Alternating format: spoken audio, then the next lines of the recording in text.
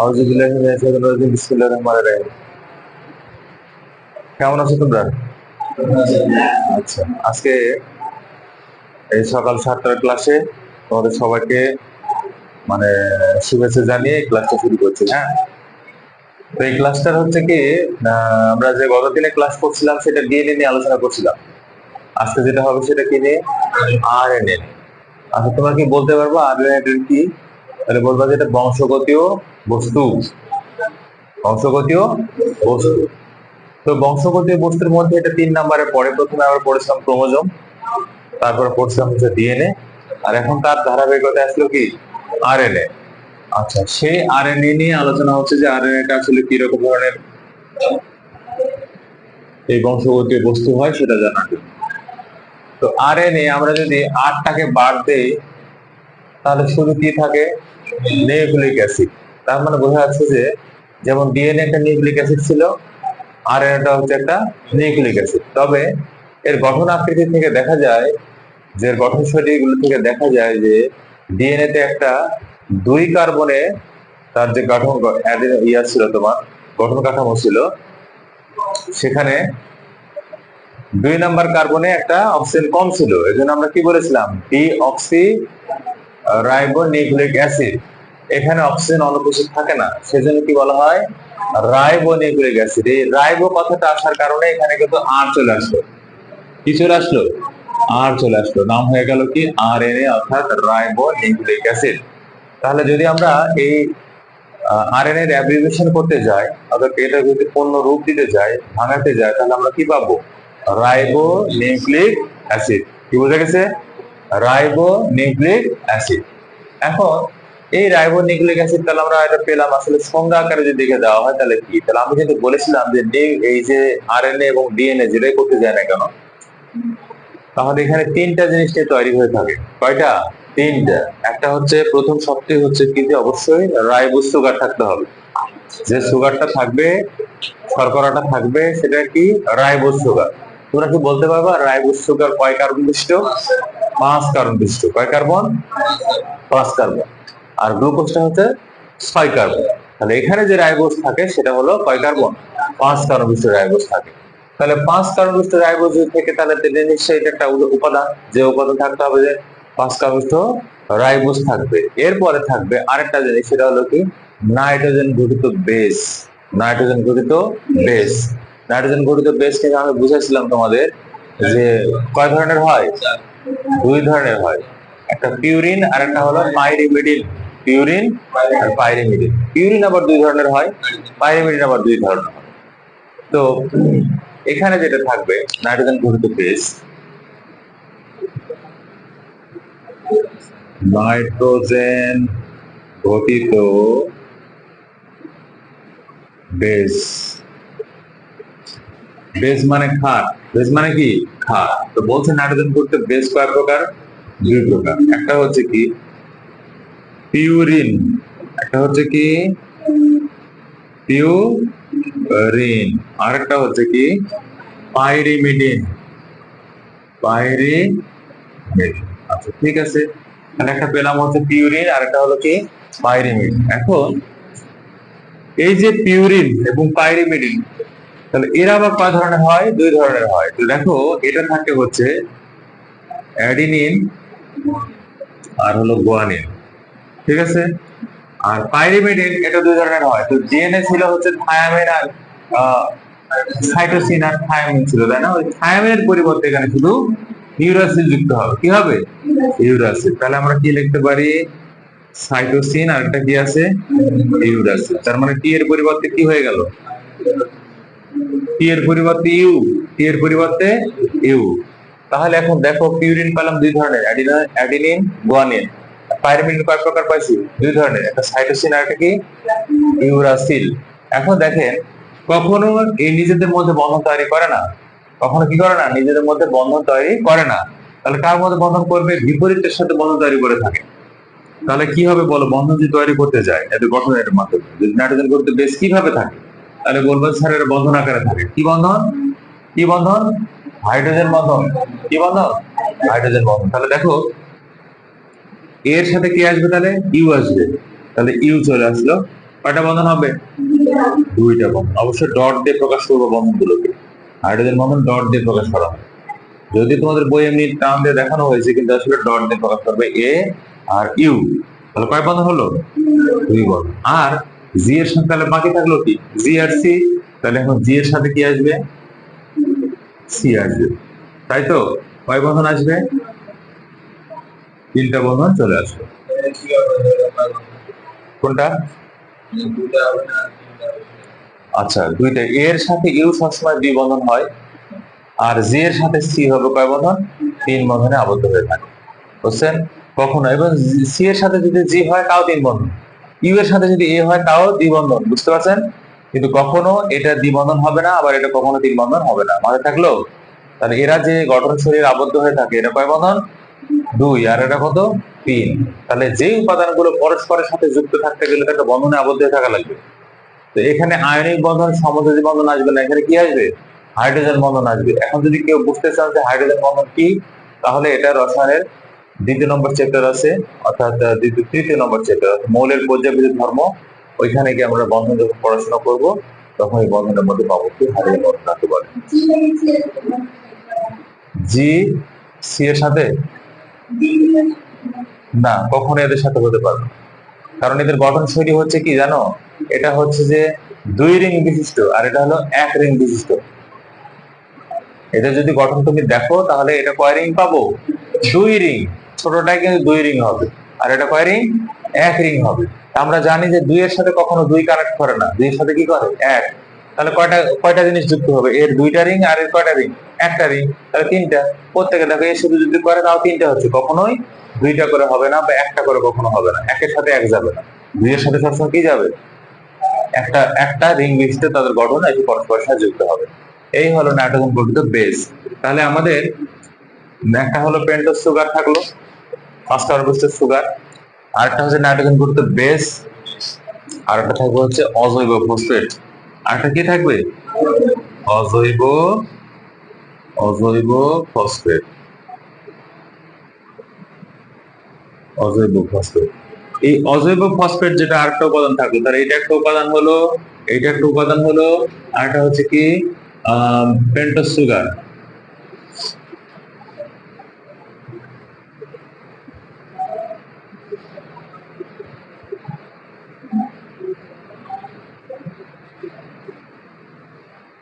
Pentose sugar. এই তিনটা জিনিস মিলে আসলে কি হয়?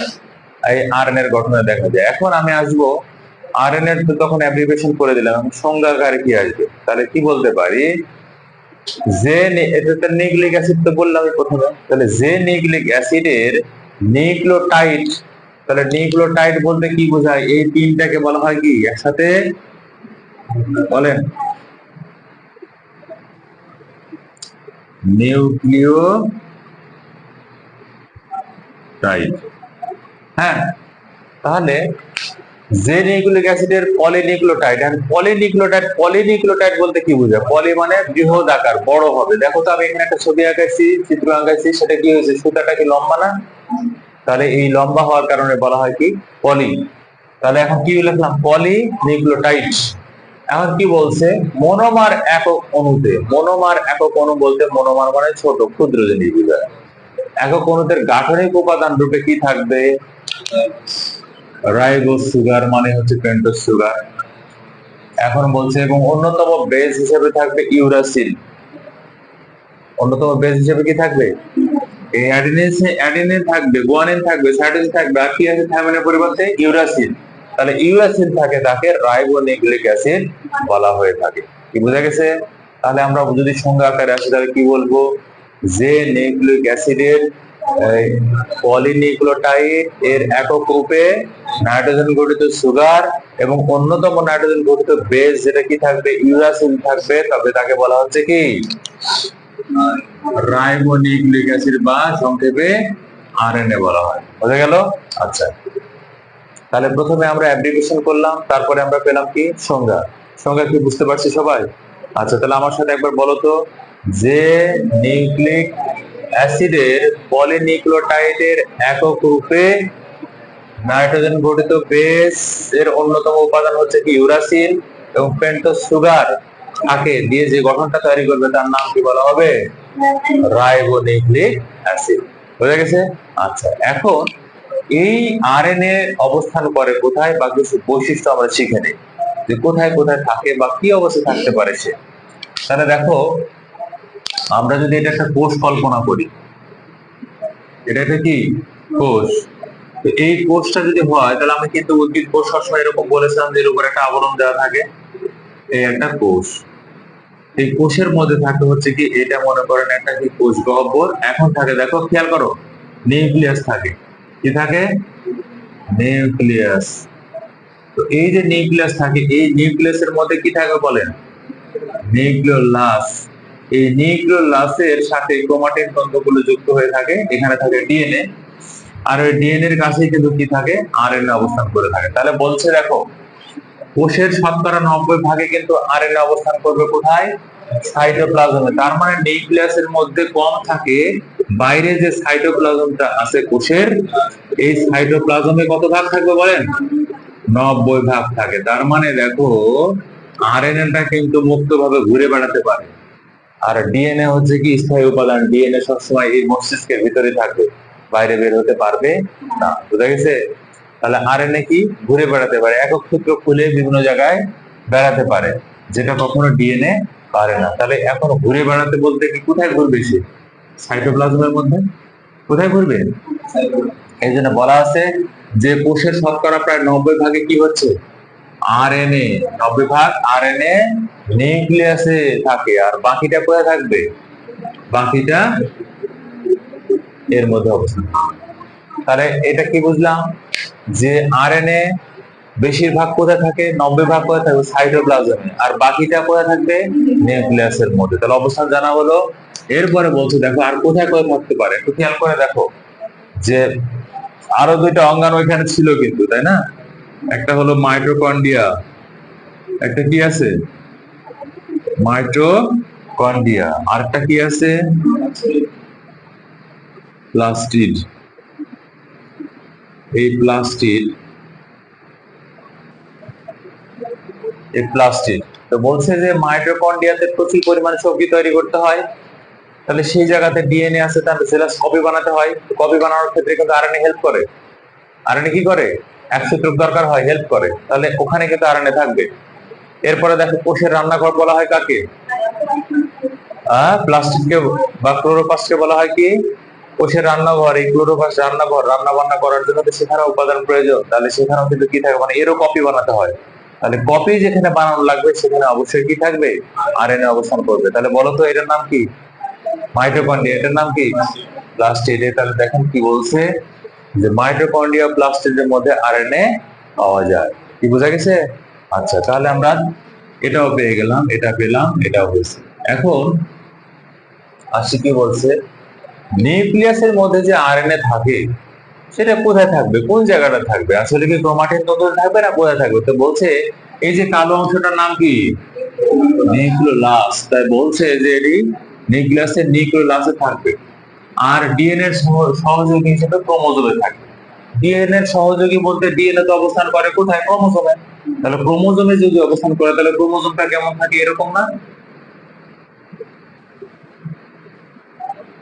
এরকম না? এই ক্রোমোজোমের মধ্যে কিন্তু এরকম থাকে কিন্তু। কি বোঝা গেছে? তাহলে এই ক্রোমোজোমের মধ্যে কি আছে? এটা ডিএনএ দ্বিসূত্র। এখন দ্বিসূত্রকে এখান থেকে সংকেত বহন করে নিয়ে যেতে হবে কি প্রোটিন বানানোর জন্য প্রয়োজন। তখন এই প্যাঁচটা খুলে ফেলে, খুলে ফেলার পর তখন এটা যখন লম্বা হয়, এখান থেকে তখন আরএনএ অবস্থান করে। তার মানে কি বোঝা গেল? যে ক্রোমোজোমের মধ্যে যে ডিএনএ থাকে, ওই ডিএনএ এর ওখানে কিন্তু আরএনএ অবস্থান করে থাকে। আর কোথায় অবস্থান করবে? নিউক্লিওলাসে। তাহলে কি বোঝা গেল যে নিউক্লিয়াসের মধ্যে কোথায় অবস্থান করবে? তাহলে বলবেন নিউক্লিওলাসের মধ্যে কিছু থাকে। আর কি থাকে? ক্রোমোজোমের মধ্যে থাকে ডিএনএ, আর ওই ডিএনএ এর সাথে কি থাকবে? আরএনএ অবস্থান করবে। তাই দেখেন লেখা আছে কি ডিএনএ এর সহযোগী হিসেবে আরএনএ, এই ক্রোমোজোম হচ্ছে কি আরএনএ সাথে। আচ্ছা, গেল। এবার আরেকটা গুরুত্বপূর্ণ বৈশিষ্ট্য দেখো, অধিকাংশ উদ্ভিদ কোষ, অধিকাংশ উদ্ভিদ ভাইরাসে সাধারণত আরএনএ জেনেটিক পথ হিসেবে কাজ করে থাকে। তার মানে কি, যেখানে ডিএনএ থাকবে না সেখানে আরএনএ অবস্থান করবে। তাহলে এখন ডিএনএ থাকবে না বলতে কি? টিএমভি, টিতে হচ্ছে টোবাকো, এম এ হচ্ছে মোজাইক, ভিতে হচ্ছে ভাইরাস। তাহলে টোবাকো মোজাইক ভাইরাস, এই টোবাকো মানে হচ্ছে তামাক। টোবাকো মানে কি? তামাক। এই তামাকের যে গাছটা আছে সেই গাছে যে ভাইরাসটা লাগে, ওই ভাইরাসের যে সংখ্যা বৃদ্ধি করার জন্য যে জেনেটিক্স দরকার হয়, সেটা কিন্তু কি থাকে বলো? আরএনএ অবস্থান করে। সেটা কি? আরএনএ। তাহলে বোঝা গেল কি যে এই উদ্ভিদের ভাইরাস যেটা থাকবে সেখানে কিন্তু ডিএনএ নাই। কি নাই? ডিএনএ নাই। তাহলে বংশগতি বৃদ্ধি করার জন্য হেল্প করা দরকার, সে কি করবে? কারণ আরএনএ নিজেই কিন্তু জেনেটিক্যাল পথ হিসেবে কাজ করে থাকে। তাহলে সব জায়গায় কিন্তু আরএনএ জেনেটিক্যাল। যেখানে বড় ভাই থাকবে সেখানে ছোট ভাই কখনো মাথা ছাড়া দিবে না। তার মানে কি? আরএনএ বড় না ডিএনএ বড়? ডিএনএ বড়। কেন? কারণ ডিএনএ ডাবল সূত্র। ডিএনএ কি? ডাবল সূত্র। আর আরএনএ হচ্ছে কি? এক সূত্র। তাহলে এর থেকে ওটা বড়। আর এই কারণে কি হয়, জেনেটিক্যাল যত বৈশিষ্ট্যগুলো সাধারণত ডিএনএ এর মধ্যে অবস্থান করে থাকে। তাহলে ডিএনএ কিন্তু বংশগতির ধারাকে মানে জেনেটিক্যাল হিসেবে কাজ করে থাকে। তবে যেখানে ডিএনএ থাকবে না সেখানে কি হয়? এই আরএনএ জেনেটিক পথ হিসেবে কাজ করে। কি বুঝতে পারলাম? তাহলে আমি এতক্ষণ ধরে বুঝালাম, এবার একটু খালি খেয়াল করে দেখো যে আমি পয়েন্টগুলোকে আরেকবার উপস্থাপন করে দিই। আরএনএ হচ্ছে কি? Ribo nucleic acid. সংজ্ঞা কি? যে নিউক্লিক অ্যাসিডের পলিনিউক্লিওটাইডের একক রূপে কি করে থাকে? গাঠনিক উপাদান হিসেবে রাইবোজ সুগার নাইট্রোজেন গঠিত বেজের মধ্যে হচ্ছে কি অন্যতম একটা বেজ ইউরাসিল অবস্থান করে থাকে, তবে তাকে বলা হবে রাইবো নিউক্লিক অ্যাসিড অর্থাৎ আরএনএ। এখন এটা কোথায় অবস্থান করে থাকে তাহলে বলবে কোষের অধিকাংশ সাইটোপ্লাজমে অবস্থান করে থাকে প্রায় 90%, আর খুব অল্প পরিমাণ করে থাকবে নিউক্লিয়াসের মধ্যে অবস্থান করবে। এছাড়াও দুটো গুরুত্বপূর্ণ অঙ্গাণু আছে উদ্ভিদের বা কোষের ক্ষেত্রে, মাইটোকন্ড্রিয়া এবং প্লাস্টিড। এই দুটোর মধ্যে কি থাকে? আরএনএ পাওয়া যায়। এবং কি বলছে যে নিউক্লিয়াসের মধ্যে কোথায়? নিউক্লিওলাস। এবং কি হয়? ক্রোমোজোমের মধ্যে সাধারণত আরএনএ দেখতে পাওয়া যায়। আর কি বলছে? অধিকাংশ উদ্ভিদ ভাইরাসে সাধারণত কি করে? আরএনএ জেনেটিক্যাল পথ হিসেবে কাজ করে। কি বুঝে গেছে? তাহলে আমরা কি পেলাম বলো? আমরা আরএনএ এর একটা সংজ্ঞা সহ বৈশিষ্ট্য আমরা করে ফেললাম। এখন আমরা পড়বো হচ্ছে কি, এইবার একটা ছবি আঁকানো আছে, ভৌত গঠন করবো। কি গঠন? ভৌত গঠন। কারণ আমরা জানি যে কোনো জিনিসের যদি কোনো গঠন করতে হয় তাহলে অবশ্যই তার চিত্র লাগে, ভৌত গঠন লাগে, রাসায়নিক গঠন লাগে, আর কিছু কাজ লাগে। প্রত্যেকটা অঙ্গাণু, এর আগে যে অঙ্গাণুগুলো পড়ে আসলাম সব অঙ্গাণুগুলো কি ছিল? প্রথমে তার হচ্ছে গঠন বললেই তার একটা চিত্র লাগবে। চিত্রের সাথে কি লাগবে? তার ভৌত গঠন, মানে বাহ্যিক ভাবে দেখতে কেমন সে, এবং তারপরে বলছে কি কি রাসায়নিক কোনো উপাদান আছে নাকি তার মধ্যে, সেই উপাদানগুলো। আর তারপরে কি হয়? তার কাজ কি আছে সেটা। তাহলে সেই অনুসারে আমরা আসলাম কি? আমরা আসি ভৌত গঠন। কি গঠন? ভৌত গঠন। তাহলে ভৌত গঠন যদি দেখতে যায় তাহলে একটু দেখো তো যে চিত্রটা দেখা যাচ্ছে এটা কয় সূত্র? এক সূত্র। কয় সূত্র?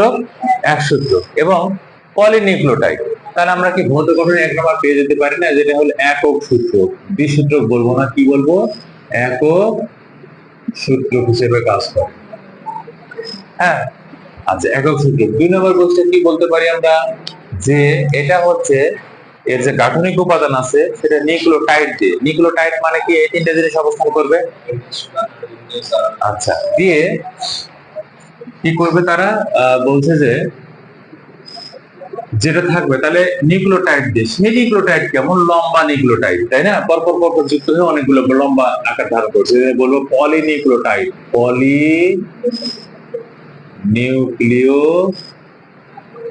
নিউক্লিওটাইড। তাহলে বুঝলাম কি একক সূত্রক এবং কি হচ্ছে পলিনিউক্লিওটাইড হিসেবে কাজ করে। কখনো কখনো দেখো যে এই একক সূত্রগুলো প্যাঁচ খেয়ে গেছে। এরকম কি খাইছে? প্যাঁচ। প্যাঁচ খেয়ে মনে হচ্ছে না যে দ্বিসূত্রকের মতন হয়েছে? এটা আসলে কখনো এরা দ্বিসূত্র হয় না। যখন প্যাঁচ খায় তখন মনে হয় যে হয়তো বা দ্বিসূত্রকের মতন, যাতে আসলে কি এটা এক সূত্র ভাবেই অবস্থান করে থাকে। গেল? আচ্ছা, যে পলিনিউক্লিওটাইডটা থাকবে, আরএনএ এর পরে নিউক্লিওটাইডটা থাকবে, সেটা 3 নম্বরে বলবেন কি? যেটা 5 প্রাইম থেকে কত 3 প্রাইম এর হচ্ছে গঠন দেখতে পাওয়া যায়। গঠন পাওয়া যায়। তাহলে বোঝা গেল কি যে যে এক সূত্রকে পলিনিউক্লিওটাইড গঠন করবে। আচ্ছা, এখন এই 5 প্রাইম থেকে কি হয় 3 প্রাইম দেখতে পাওয়া যায়। আপনি বলেন তো, আমি রাইবোজ সুগার যেটা বলেছি কয় কার্বন বলেছি? 5 কার্বন, তাই না? কয় কার্বন? 5 কার্বন। তাহলে এরা যে পরস্পরের সাথে যুক্ত হয়ে দীর্ঘ শিকল তৈরি করে, তাহলে একটা 5 নাম্বার কার্বনের সাথে যুক্ত থাকবে, একটা 3 নাম্বার কার্বনের যুক্ত থাকবে, আবার 5 নাম্বার, আবার 3 নাম্বার, আবার 5, আবার 3, এভাবে করতে করতে শিকল করবে, দীর্ঘ শিকল তৈরি করে। এজন্য কি বলা হয় 5 প্রাইম থেকে 3 প্রাইম গঠন পাওয়া যায়। বুঝে গেছে? 5 প্রাইম থেকে কি ওদের লিখে দিয়েছে 5 প্রাইম থেকে কি 3 প্রাইমের গঠন দেখতে পাওয়া যায়। হলো? আবার কি বললাম যে মাঝে মাঝে কি করতে পারে, পেঁয়াজ লাগতে পারে বা পেঁচানো থাকতে পারে, তখন দ্বিসূত্রকের মতন মনে হতে পারে, কিন্তু আসলে কি হয়, এটা আসলে এক সূত্র হয়েছে। আচ্ছা,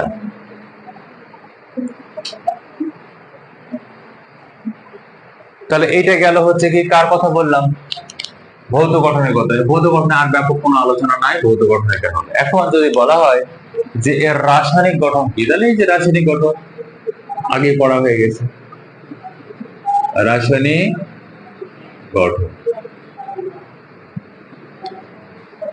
তাহলে রাসায়নিক গঠনের ক্ষেত্রে কি থাকবে তুমি নিজেই বলো? পেন্টোজ সুগার, নাইট্রোজেন গঠিত বেস। নাইট্রোজেন গঠিত বেস কয়টা থাকবে? 4টা। একটা অ্যাডিনিন, গুয়ানিন, সাইটোসিন, ইউরাসিল। মনে যেন থাকে, এটা কি? ইউরাসিল। আচ্ছা, আর কি থাকবে? অজৈব ফসফেট। তাহলে এই কয়টা উপাদান নিয়ে কি আসলে রাসায়নিক উপাদান সৃষ্টি হয়ে আছে। হলো? তাহলে বলো যেসব রাসায়নিক পদার্থ দিয়ে গঠিত সেগুলোর নাম কি কি হতে পারে, তোমরা নিজেরা বলো। পেন্টোজ সুগার, নাইট্রোজেন গঠিত বেজ, আর একটা হচ্ছে অজৈব ফসফেট। আর নাইট্রোজেন গঠিত বেজের মধ্যে শুধু পার্থক্য কি থাকবে? ডিএনএ এর মধ্যে থাকবে হচ্ছে থায়ামিন, আর আরএনএ এর মধ্যে থাকবে হচ্ছে ইউরাসিল। তাহলে আমরা দেখো এই সামান্য একটু আলোচনার মাধ্যমে কি জানতে পারলাম? জানতে পারলাম যে এখানে ডিএনএ কাকে বলে, আরএনএ কাকে বলে, এবং আরএনএ এর বৈশিষ্ট্যগুলো কি কি, এবং বলছে কি তার ভৌত গঠনটা কেমন। এই যে চিত্র সব ভৌত গঠন দিয়ে দিবেন, আর এখানে কি পেলাম? রাসায়নিক গঠন, তাই তো।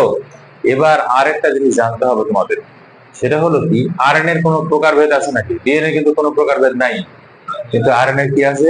প্রকারভেদ। যেহেতু বাইরে চলাচল করে সে বিভিন্ন রকম হতে পারে, তাই তো। আচ্ছা, তাহলে একটু দেখো,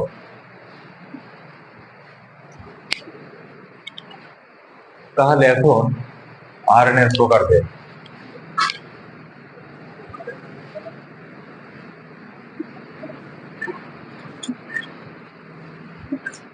আরএনএ এর প্রকারভেদ। আরএনএ এর প্রকারভেদ কি?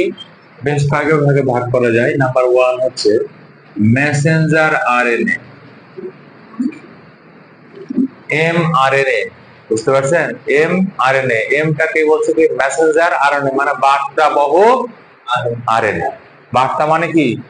সংবাদ। যেমন আমরা মোবাইলে যেরকম করে মেসেজ করি না, ওইরকম বার্তা বহন করে নিয়ে যায়, এই জন্য এটাকে বলা হয় কি মেসেঞ্জার আরএনএ। নাম্বার দুই হচ্ছে টিআরএনএ। তার মানে টিআরএনএ মানে হচ্ছে কি transfer RNA, tRNA. Number 3 ribosomal RNA, rRNA, ribosomal RNA. তাহলে একটা পেলাম হচ্ছে কি মেসেঞ্জার আরএনএ, ট্রান্সফার আরএনএ, আর একটা হচ্ছে রাইবোজোমাল আরএনএ। আর পাবো হচ্ছে কি রাইবোজোমাল আরএনএ, তাই না? আর একটা পাবো হচ্ছে কি জেনেটিক্যাল আরএনএ, আর একটা হচ্ছে যে মাইনর আরএনএ, আর একটা হচ্ছে কি যে জিআরএনএ।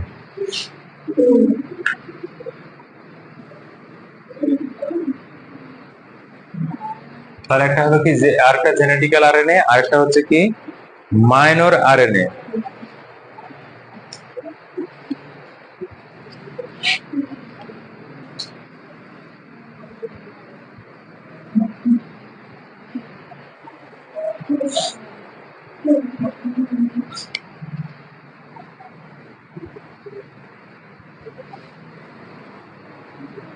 Minor RNA. তাহলে বলো তো আরএনএ প্রকারভেদ কয় ভাগে ভাগ করছি? 5 ভাগে। একটা হচ্ছে কি messenger RNA, transfer RNA, ribosomal RNA, genetic RNA, আর হচ্ছে কি একটা মাইনর আরএনএ। আচ্ছা, মাইনর মানে হচ্ছে যে, মেজর মানে হচ্ছে খুবই গুরুত্বপূর্ণ, মাইনর মানে হচ্ছে কম গুরুত্বের সাথে বোঝায় এরকম ধরনের। এটাকে বলছে কি মাইনর আরএনএ। হ্যাঁ, অল্প পরিমাণে যেটা ব্যবহার করে কাজে করা হয়ে থাকে সেটা। তাহলে বোঝা গেল কি messenger RNA, transfer RNA, ribosomal RNA, genetical RNA, আরেকটা হচ্ছে কি মাইনর আরএনএ। তাহলে বলো তো কয় প্রকার ভাগে ভাগ করলাম? 5 ভাগে ভাগ করা গেছে। এখন এই 5 প্রকারের আবার প্রকারভেদ করতে হবে। কেমন পড়া লাগবে? মেসেঞ্জার আরএনএ কি করে দেয়? মেসেজ বহন করে দেয়। একটু অল্প করে একটু হিন্স দেই শুরু। আমাদের মেসেঞ্জার আরএনএ করে কি দেখো একটু খেয়াল করে। এখানে কি ক্রোমোজোম ছিল না? এই ক্রোমোজোমের মধ্যে কে ছিল? ডিএনএ। তো ডিএনএ ডবল হেলিক্স। ডিএনএ কেমন গঠন? Double helix. তো এরকম ডবল হেলিক্স। এই ডবল হেলিক্সের পাক খুলে যায়। পাক খুলে যায় তখন দেখো এখানে কিন্তু কিছু কোড থাকে। কি থাকে? কোড থাকে। যেমন মনে করেন এ থাকলো, জি থাকলো, সি থাকলো, তাই না? তারপরে আবার মনে করেন কি থাকলো, টি থাকলো, আবার কি আছে, এ আছে, সি আছে, জি আছে, এরকম করে থাকতে পারে। এখন করে কি এইখানে যে পাকটা খুলে গেছে, খুলে যাওয়ার পর এই দুটো অংশ পরিণত হয়েছে। এই দুটো অংশ পরিণত হওয়ার পর মানে দুইটা সূত্র মানে দুই দিকে চলে গেল। এবার মাঝখানে করে কি এই যে মেসেজ আর আরএনএ মেসেজ বহন করার জন্য এখানে প্রবেশ করে। এখন বলো এর অ্যান্টিকোডন ব্যবহার করবে। তাহলে এখন বলো তো এখানে এটা কিন্তু আরএনএ, তাহলে এখন এর পরিবর্তে কি থাকবে? টি। কিন্তু আসলে তো এটাই কি, এটা আরএনএ না? তাহলে কি টি থাকবে না ইউ থাকবে? ইউ। তাহলে যেখানে এ থাকবে তার বিপরীত হিসেবে কি তৈরি করবে এখানে? ইউ। তারপরে যেখানে সি থাকবে, জি থাকবে, তার বিপরীত কি বানাবে? সি। তো সি থাকবে যেখানে সেখানে কি বানাবে? জি। টি থাকবে যেখানে সেখানে কি বানাবে? এ। তারপরে এ যেখানে থাকবে সেখানে কি বানাবে? টি। টি এর পরিবর্তে কি থাকবে? ইউ। সি এর পরিবর্তে কি থাকবে? জি। জি এর পরিবর্তে কি থাকবে? সি। এভাবে সে কি করবে? কোড নিবে। কোড নিয়ে এই দেখো আরএনএ থেকে বের হয়ে চলে আসবে। তাহলে এখন বলো তো এখান থেকে খবরাখবর গুলো অ্যান্টি খবর নিয়ে এসে কি করলো? বাইরে বেরিয়ে চলে আসতেছে না? এটাকে বলা হচ্ছে মেসেঞ্জার। মেসেঞ্জার মেসেজ বহন করে নিয়ে আসছে। তাহলে মেসেঞ্জার কি? আরএনএ। কি বুঝতে পারছেন? তাহলে কি বোঝা গেল এখানে? যে কোড যে বহন করে যে আরএনএ,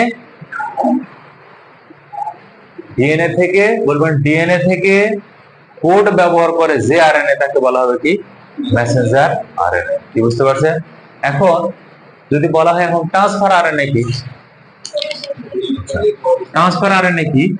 ট্রান্সফার আরএনএ হচ্ছে তোমার অ্যামাইনো অ্যাসিড গুলোকে বহন করে নিয়ে যাবে। তার মানে এই যে কোডটা নিয়ে আসছে এখানে কিন্তু কি আছে? 3টে করে কোড মিলে একটা করে অ্যামাইনো অ্যাসিড। এগুলো আমি আরো পরিষ্কার করে বোঝাবো। 3টে করে কোড মিলে একটা করে অ্যামাইনো অ্যাসিড তৈরি হয়। বুঝতে পারছেন? এই অ্যামাইনো অ্যাসিড গুলোকে ধরে ধরে ধরে ধরে নিয়ে যাওয়ার দায়িত্ব পালন করে কে? ট্রান্সফার মানে পরিবর্তন করে নিয়ে যায়। বুঝছেন? কোথায় নিয়ে যাবে এখন দেখো, এদের রাইবোজোমাল আরএনএ নিয়ে যাবে। রাইবোজোমাল আরএনএ কিরকম আছে এরকম না? এই রাইবোজোমাল আরএনএ এর মধ্যে প্রবেশ করাবে। আর তখনই কি হবে? একটা প্রোটিন তৈরি করবে। আর এই প্রোটিনটা কি করবে? বৈশিষ্ট্য বহন করবে কার? ওই যে কার থেকে নিয়ে আসছে, পিতা মাতা থেকে নিয়ে আসছে, সন্তান থেকে জেনেটিক্যাল আরএনএ হয়ে গেল। বুঝতে পারছেন? এবং এটা এরকম করে পরিবর্তন করতেছে বলে আস্তে আস্তে কি হয়? মাইনর আরএনএ হিসেবে কাজ করে থাকে। তাহলে এখান থেকে বুঝতে পারলাম যে আমরা পেলাম হচ্ছে মেসেঞ্জার আরএনএ বার্তা বহন করে নিয়ে গেল, ট্রান্সফার আরএনএ অ্যামাইনো অ্যাসিড গুলোকে ধরে ধরে পরিবর্তন করে, আর হচ্ছে কোথায় নিয়ে যায়? রাইবোজোমাল আরএনএ নিয়ে যায়। আর এইভাবে জেনেটিক্যাল কোড হিসেবে কাজ করে থাকে। এখন এটা একটু কাজটা তোমরা বাড়ি থেকে পড়ে আসো, তাহলে আমার মনে হয় যে আরএনএ পুরোটা পরিষ্কার হয়ে যাবে। বুঝতে পারছেন? কাজ শুধু একবার রিডিং করবেন। কি বলছে? যে কাজটা বুঝতে পারবে না সেটা আবার আমাকে জিজ্ঞেস করবে, স্যার আমি ওই জায়গাটা বুঝতে পারি। তাহলে ইনশাল্লাহ আমাদের এই আরএনএ নিয়ে কমপ্লিট হয়ে যাবে। এখান থেকে এমসিকিউ পড়ুক অথবা সৃজনশীল পড়ুক, যেই কোর্সটা পড়ুক না কেন তুমি সহজেই অ্যান্সার করতে পারবে। তাহলে আজকে আমরা আরএনএ পর্যন্ত রাখি। আগামী ক্লাসে আমি হয়তো অন্য কোনো বংশগতি বস্তু নিয়ে আলোচনা করবো। ঠিক আছে, আল্লাহ হাফেজ, ভালো করবো।